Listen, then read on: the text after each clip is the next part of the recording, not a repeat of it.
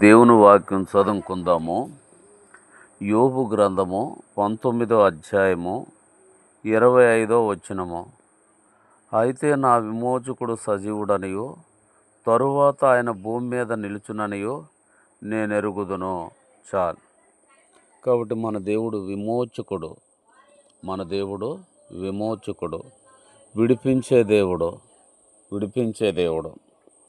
కష్టాల నుంచి విడిపించే దేవుడు, కష్టాల నుంచి విమోచించే దేవుడు.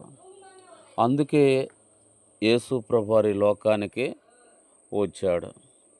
కాబట్టి దరిద్రత నుంచి విడిపిస్తాడు, రోగము రాకుండా విడిపిస్తాడు, మరణము నుండి విడిపిస్తాడు, శత్రువు శోధన నుంచి విడిపిస్తాడు. ఇలాగ దేవుడు విమోచన ఇవ్వటానికే వచ్చాడు. పాపము నుండి విమోచిస్తాడు, పరిశుద్ధత ఇస్తాడు, నీతి ఇస్తాడు, న్యాయం ఇస్తాడు. అందుకే యేసు ప్రభువారు ఈ లోకానికి వచ్చాడు.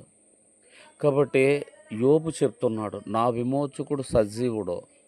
మన దేవుడు సజీవుడు, యుగయుగాలు తరతరాలు జీవించే దేవుడు అంటాడు. నా విమోచకుడు సజీవుడని, ఆయన మరలా భూమి మీద నిలుచునని నేను ఎరుగుదును. ఎందుకు దేవుడు మరలా భూమి మీద నిలిచేది?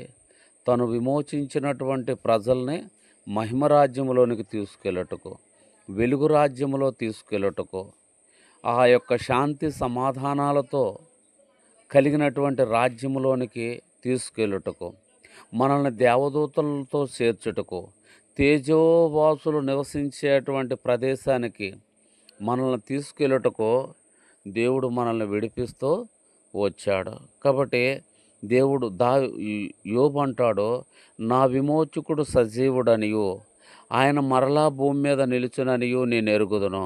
కాబట్టి మన దేవుడు విడిపించే దేవుడు, విమోచనిచ్చే దేవుడు.